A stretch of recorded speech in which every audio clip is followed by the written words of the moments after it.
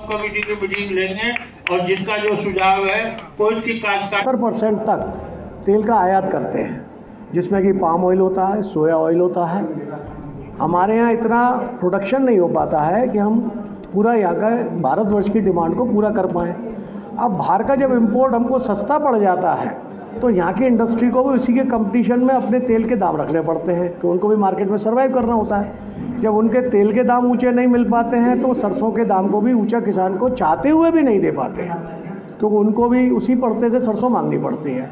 तो मेरा अनुरोध सरकार से ये है कि सरकार को ऐसी नीतियाँ बनानी चाहिए कि हमारे यहाँ की इंडस्ट्री भी सर्वाइव करे और किसान को भी अपनी फसल का उचित दाम मिले, जिससे कि वो आने वाले समय में भविष्य में उसकी क्रॉप को बढ़ाए।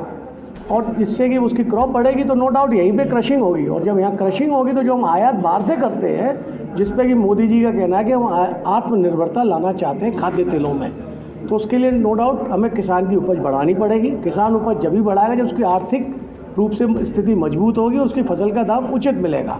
आज के हिसाब से 5950 भी रुपया कोई बहुत ऊंचे दाम नहीं आप किसान को दे रहे हैं। आज किसान की सरसों का दाम 7000 रुपये के होने चाहिए। 7000 रुपये आप दाम करिए, देखिए किसान आपके दूसरी क्रॉप की जगह सरसों की पैदावार बढ़ाएगा। सरसों की पैदावार दिन पे दिन पिछले 5 सालों में किसान ने कोई 60 लाख टन जो सरसों थी उसको 100। महेश एडिबल ऑयल इंडस्ट्री और यूपी ऑयल मिलर्स एसोसिएशन के मैं नेशनल कन्वेयर हूँ, और ये देश का 45वां रबी ऑयल तेल सेमिनार हो रहा है। इसमें पूरे देश से अलग अलग जगहों से सभी उद्योगों से जुड़े हुए लोग जो तेल व्यापार करते हैं वो आए हुए हैं, और ताजनगरी में इन सभी का बहुत बहुत स्वागत है। और इस पर विचार हो रहा है कि जो तेल उद्योग को लेकर क्या समस्याएं हैं, सरसों की पैदावार को लेकर किसान को जैसे न्यूनतम मूल्य सरसों का नहीं मिल पा रहा है, जो समस्या है उसको सरकार तक कैसे पहुंचाया जाए, और जो इंडस्ट्री की समस्या है वो भी सरकार तक कैसे पहुंचाई जाए, और सरकार से क्या उसका समाधान निकाला जाए, इस पर आपस में विचार विमर्श किया जा रहा है। कि और इसके अलावा किस तरीके की टैक्सेस से संबंधित मांग तरह की बात चल रही है, कमेटीज़ बनने की बात हो रही है। जीएसटी में सभी लोगों को समस्याएं हैं। जीएसटी इनपुट क्रेडिट जो है वो 5% टैक्स जीएसटी का लगता है, पैकिंग में 18% लगता है, और वो टैक्स इनपुट जो है काफ़ी सालों तक लोगों का जमा रहता है सरकार पर, उनको वापस नहीं मिल पाता है। तो जैसे एक्सपोर्ट यूनिट को जो बेनिफिट दिया जाता है कि उनका रिटर्न मिलता है पैसा, वो डोमेस्टिक यूनिट को डोमेस्टिक बिजनेस पे भी मिलना चाहिए, ऐसा हम सरकार से डिमांड कर रहे हैं। ठीक, थोड़ा कम हुआ है लेकिन क्रॉप अच्छी है। पूरी फिगर्स जो हैं वो कल हमारे सेमिनार में डिक्लेयर की जाएंगी।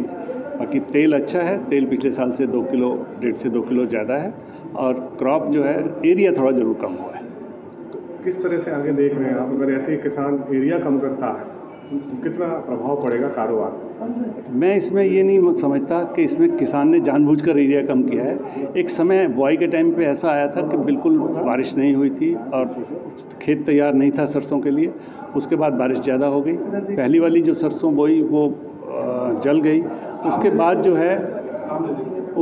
जो है सरसों की बुआई थोड़ा सा इस वजह से एक रेट कम हुई कि किसान को मौसम की वजह से उसको डाइवर्ट करना पड़ा।